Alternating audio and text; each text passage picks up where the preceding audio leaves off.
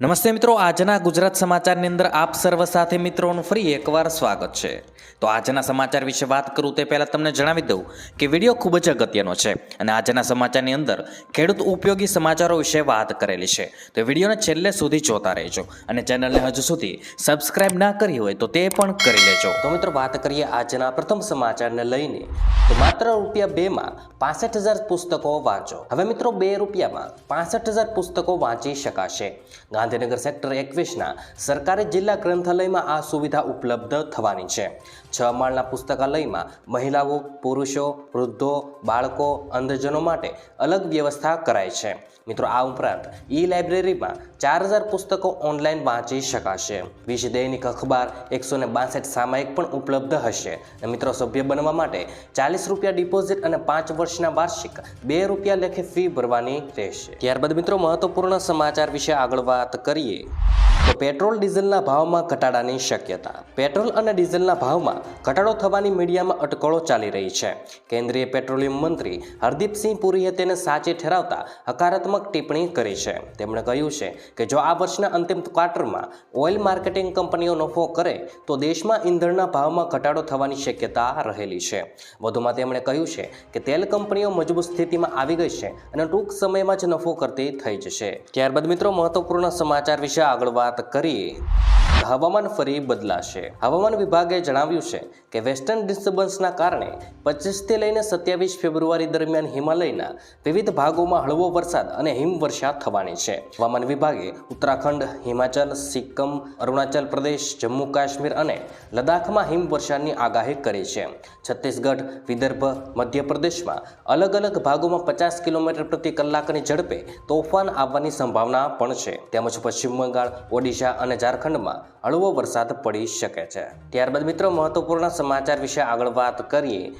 તો 5 રાજ્યમાં મફત વીજળી. મિત્રો ભારતના 5 રાજ્યોમાં મફત વીજળી મળી રહી છે, જેમાં દિલ્હીમાં 200 યુનિટ વીજળી મફત આપવામાં આવી રહી છે.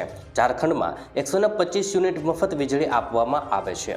જ્યારે મિત્રો રાજસ્થાનમાં પણ 5 લાખ પરિવારોને 300 યુનિટ મફત વીજળી આપવામાં આવે છે. હિમાચલ પ્રદેશમાં 125 તો પંજાબમાં 300 યુનિટ મફત વીજળી આપવામાં આવે છે.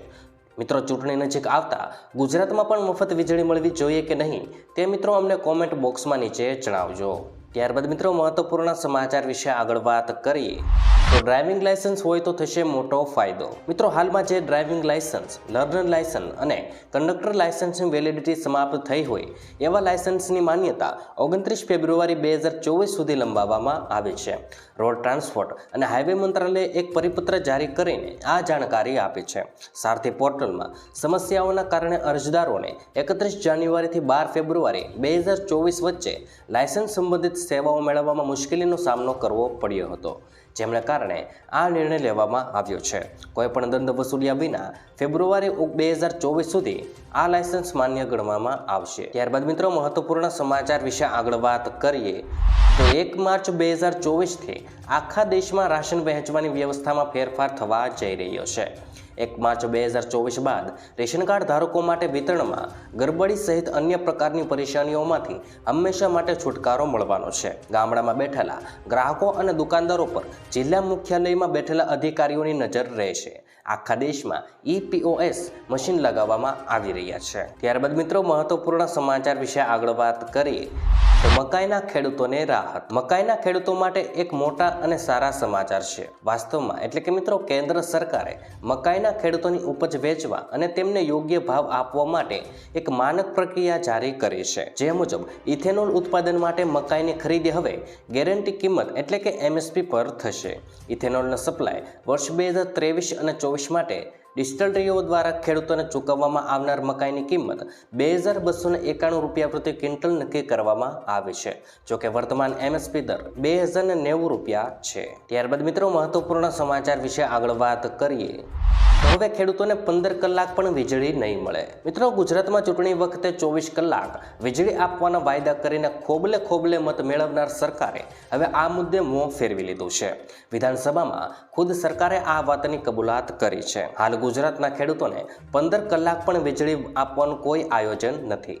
આ માઠા સમાચારને પગલે ખેડૂતોએ હજુ ખેતી માટે વીજ ધાંધિયાઓનો સામનો કરવો પડશે. ખેડૂતોને 15 કલાક વીજળી આપવાની યોજના અંગે સરકારે જાહેરાત કરી હતી. જોકે આ યોજનાને લઈ વિધાનસભામાં પૂછાયેલા સવાલના જવાબમાં સરકારે આ યોજના અંગે હાથ ઊંચા કરી દીધા છે. સરકારે જવાબમાં કહ્યું છે કે ખેડૂતો માટે હાલમાં આવી કોઈ યોજના લાવવાની તૈયારી નથી. ત્યારબાદ મિત્રો મહત્વપૂર્ણ સમાચાર વિશે આગળ વાત કરીએ તો નમો સરસ્વતી યોજના અંતર્ગત 25,000ની સહાય મળશે. મિત્રો, નમો સરસ્વતી યોજના અંતર્ગત ગુજરાતના વિજ્ઞાન પ્રવાહમાં અભ્યાસ કરતા વિદ્યાર્થીઓને પ્રોત્સાહન મળશે.